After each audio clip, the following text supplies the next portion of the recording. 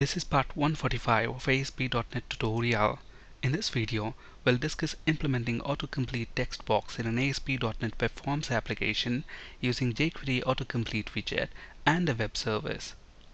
We'll be using this table TBL students within this demo. Here is the SQL script to create this table and populate it with some sample data. I'll have the script available on my blog in case if you need it. We want our web form to look like this when it is rendered. We basically want to retrieve all the students that are present within this table TBL students and then display them within the grid view control, as you can see here. We also want to provide a search interface. For example, if I type letter M within the search text box, we want to list all the student names that start with letter M. And then if we select a student name, and then once we click the search button, we want that selected student to be displayed within the grid view control. So let's see how to achieve this using jQuery autocomplete widget and a web service. First, let's set up our application to use jQuery autocomplete widget, and to do that, navigate to jQueryui.web.com, click download link.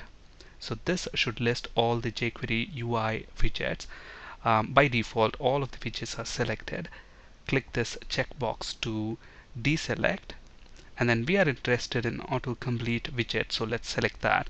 And notice that all the dependencies are also automatically selected.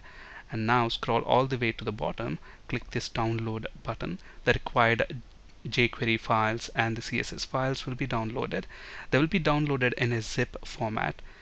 We need to extract them, so I have already extracted them. And then once you navigate to the folder, you should see folder structure like this. We are interested in these two folders, JS and CSS folders. Within the JS folder, we have the required jQuery files. So we are interested in this jQuery file and the minified jQuery UI file. So let's copy these two and move them to the scripts folder. So let's paste them there. And we also need the CSS files. So let's go back to this jQuery folder, and then let's expand open CSS folder within that UI lightness, and we are interested in images and this minified custom CSS. So let's copy them and move them to the styles folder. Okay, at this point we have set up our application to use jQuery autocomplete widget. The next step is to write a web service. So this web service is going to be responsible for retrieving the matching student names. Okay, so let's go ahead and add a web service. So right click on the project name within the Solution Explorer, add a new item, and we want to add a web service, and let's call this student service. Click add. So this should add a web service, and we are going to write some ADO.NET code. So let's go ahead and import the required namespaces. So we need system.data, we need system.data.sql client, and we need system.configuration. And we want this web service to be callable from JavaScript. And if that is the case, we need to uncomment this line. So let me uncomment this. And look at this. So if you want your service to be callable from JavaScript, then you need to decorate that with the script service attribute. Okay, now this method is going to return matching student names. Okay, so I'm going to call this method get student names. And what are we going to return? Student names, list of matching student names. So basically the return type is going to be list of strings. Alright, so now let's write the ADO.NET code to retrieve matching student names. But before we do that, we need a stored procedure. And then, for example, you type letter M, what should happen? All the student names that match that start with letter M should be retrieved. So we're going to have a stored procedure which is going to have one parameter, and that parameter is going to contain the letters that we have typed here, and that stored procedure is going to return us the matching names. So let's go ahead and implement that stored procedure. So create procedure, let's call it sp get matching student names, and let's call the parameter at student name. This is going to be of type envarchar as begin end, and within the body we want to select just the name of the student from TBL students table, where name like whatever we are passing into the stored procedure as a parameter, and we need to append the wildcard percentage symbol because we are using like here. Okay, so let's go ahead and create the stored procedure F5, and let's quickly test this to make sure it works as expected. So for example, if I pass letter M, let's see if this works. So press F5, look at that, I get the employees whose names start with letter M. Alright, so let's go ahead and implement our web service here. So first of all, we need to retrieve the connection string from web.config file. And if you look at the web.config file here, I have already a connection string with name dbcs, which is pointing to local installation of SQL Server, and we are using Windows authentication. Okay, alright, so let's go ahead and read the connection string, and to do that we're going to make use of configuration manager class dot connection strings of what is the name of a connection string, dbcs, and retrieve the connection string with that name. And let's use a using statement and then create a SQL connection object. The advantage of using block here is that we don't have to explicitly call close method on the connection object. It will be automatically closed for us. So SQL connection equals new SQL connection, and we want to create a SQL connection object using the connection string that we have just retrieved from web.config file. The next step is to create the SQL command object. So SQL command cmd equals to new SQL command, and our SQL command is actually a stored procedure. So this is the name of the stored procedure. So let's copy that and move it right here. And the next parameter is the connection object. So on using which connection object do you want to execute the stored procedure? This connection object. We're going to pass that as the second parameter. And since the command object is executing a stored procedure, we need to tell that to the command object using command type property. And this stored procedure expects a parameter, and what's the name of the parameter? At student name. So we need to associate that parameter with the stored procedure. So let's create a parameter object. So SQL parameter, let's call it parameter equals new SQL parameter, and we're going to use this overloaded version of the constructor where it expects the name of the parameter and the value.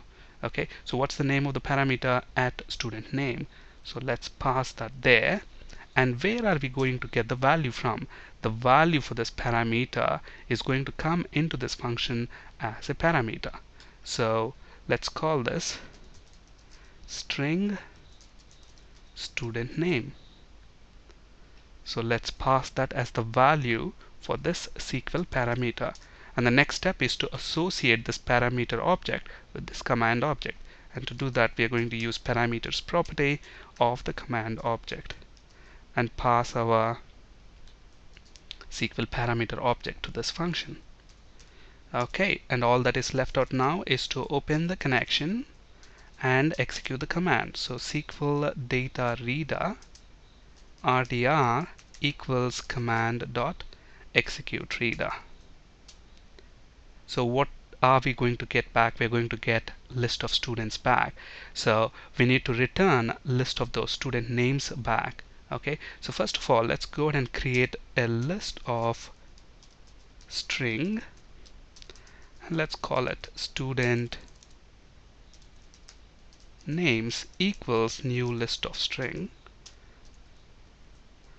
And to this list, let's add the name of the student. So we need to loop through the result set, and to do that, we're going to make use of while loop. So loop through the SQL data reader, and while you are reading, from the reader, retrieve name, convert that to string, and then add that to the list. So student names dot add. So once we are done looping through and adding the students to this list, what we need to do? We need to return that student list back.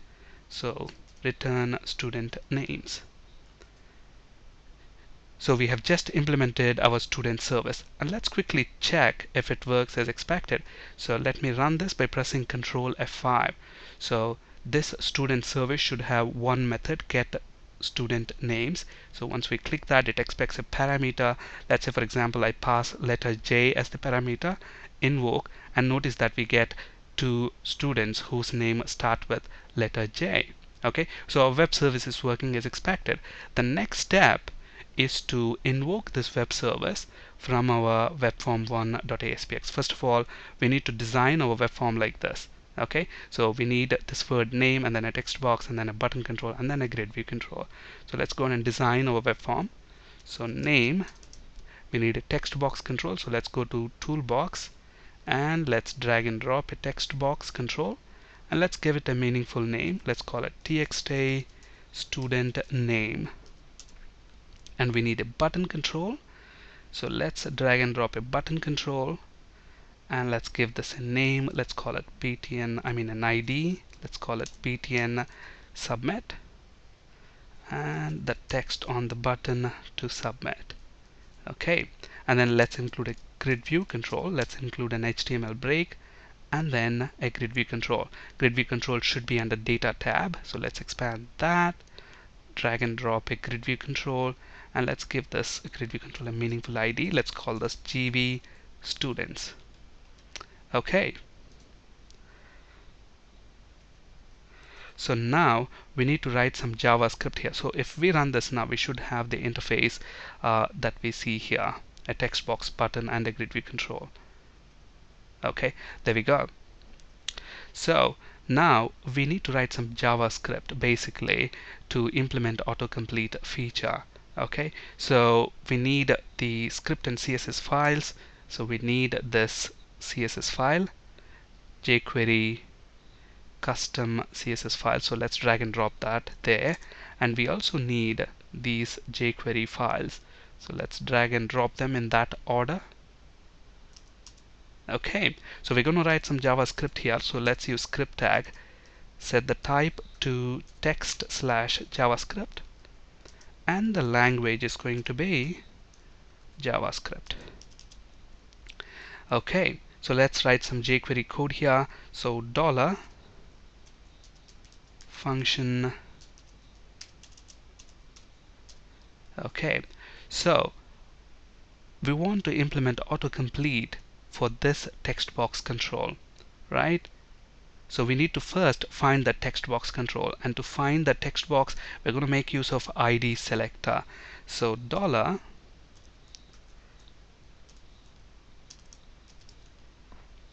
ID selector in jQuery is pound, and then to get the client ID of this text box control, I'm going to use client ID property, and to use that I'm going to use angle brackets percentage equals, that's the name of the control. I'm going to use client ID property to get the client ID basically. Okay, so for this text box we want to implement autocomplete feature. So we are going to invoke this autocomplete function, but this function expects several options, and the most important option is the source option. The source option is going to tell what data it has to display. Okay, so basically where are we going to retrieve the source data from? We're going to retrieve that using this web service. So this web service has got this method which is going to return us the matching names. Okay, so the source for this autocomplete feature is going to be that web service. Okay, so and we are going to invoke that using Ajax, and to speed things up I have already typed that code, so let me copy that and paste it here, and it's straightforward code. We'll go over that in just a bit. So here we are specifying the source option for this autocomplete feature, and basically the source is going to be a function which has 2 parameters, request and response, and we are going to invoke the get student names method within studentservice.asmx web service using Ajax. Okay, so this is the URL of this web service that we need to invoke, get studentservice.asmx /get student names. So let's actually make sure we don't have any errors in the name. So the name of the method is get student names, and the web service is going to be studentservice.asmx. So let's paste that there. Okay, and if you look at this get student names method, it expects a parameter, so obviously we need to supply a value for that parameter. So where are we going to get the value for that parameter from? So we need to specify that. We're going to get that from the request object. So this request object has got this term property, from that term property we are going to retrieve that. Okay, so we are going to pass that as a value for this parameter. So what's the name of the parameter here? Student name. So the second line here is the parameter value. Okay, and we're going to invoke this get student names function using post request, and the data type has to be JSON and the content type has to be JSON. And then obviously when we execute this function, there could be two things happening. Either it has successfully executed and returned the JSON result, otherwise there could be an error. Okay, so if JSON data is successfully returned, then what do you want to do with that JSON data? So this is the JavaScript function that I want to execute in case if the JSON data is successfully returned. Okay, so what are we doing here? We're basically retrieving the data and passing it to the response. Okay, so basically here the confusing thing is, why are we using this .d? Now, one thing to keep in mind is that ASP.NET AJAX library uses a wrapper around JSON formatted data to prevent JSON hijacking. If this is too confusing at the moment, don't worry, we're going to discuss JSON hijacking in a later video session in great detail. For now, understand that to retrieve data from JSON formatted data, we use .d. Okay, now to this object you can give any meaningful name you want. For example, you can call it result. So within this result object, to retrieve the JSON data, you have to use .d, and that is to prevent JSON hijacking. That's how a wrapper around JSON formatted data is implemented within ASP.NET AJAX, which we will discuss in detail in a later video session. Alright, so if there is any error executing that function, then we are going to just alert this message there is a problem processing your request. Okay, so at this point everything should be working as expected. So let's go ahead and run this. If we have implemented everything, then autocomplete should work. So for example, when I type letter M, look at that, I get the matching student names. So if I press letter J, we get the matching student names. Now when I select the student, click submit, nothing happens. We need to implement that search code. So that is again straightforward. So within your web form, so within the page load event, we're going to write some ADO.NET code. So let me actually copy these namespaces and paste them within the web form. Okay, let's also copy this ADO.NET code so that we don't have to keep typing it.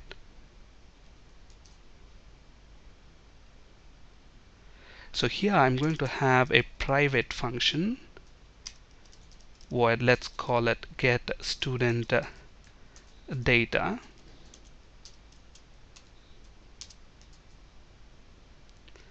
and obviously this is going to have a parameter string name, maybe let's call it student name. So when we select a student name and then click submit, we only want to display the matching student name student within the grid view control.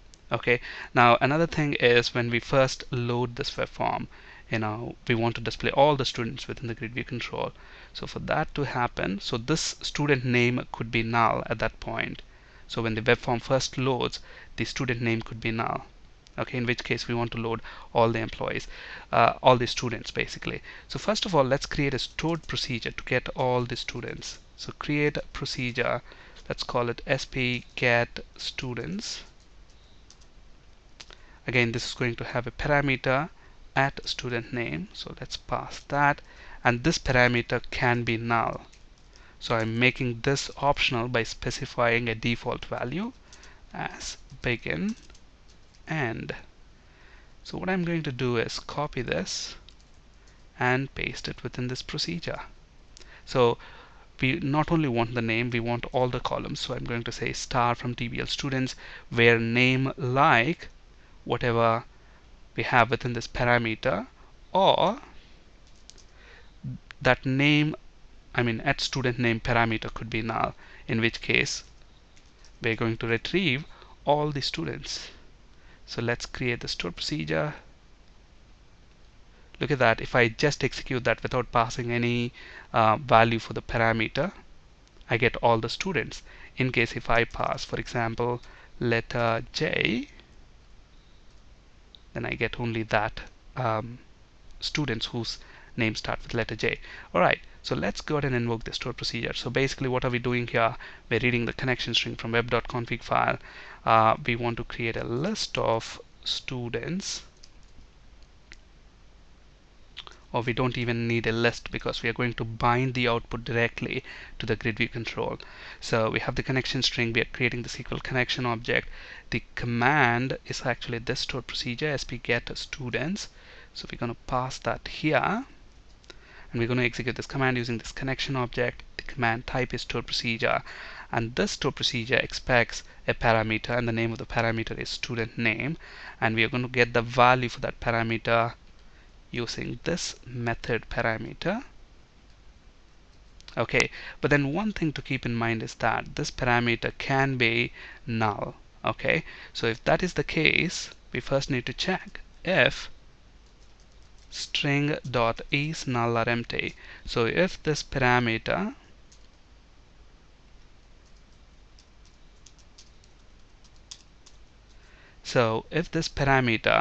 is not null or empty, then create a parameter object, associate a value with that, and then add it to the command object.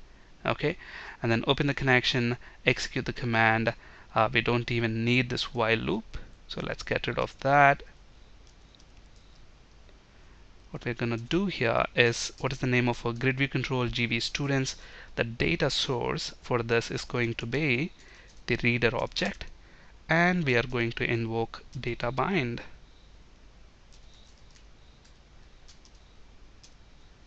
Alright, so we have the private function. So when the page first loads, if it's not a post back, then we want to invoke this get student data function, and then we are going to pass null for the student name, because when the web form first loads, we want to display all the students within the grid view control.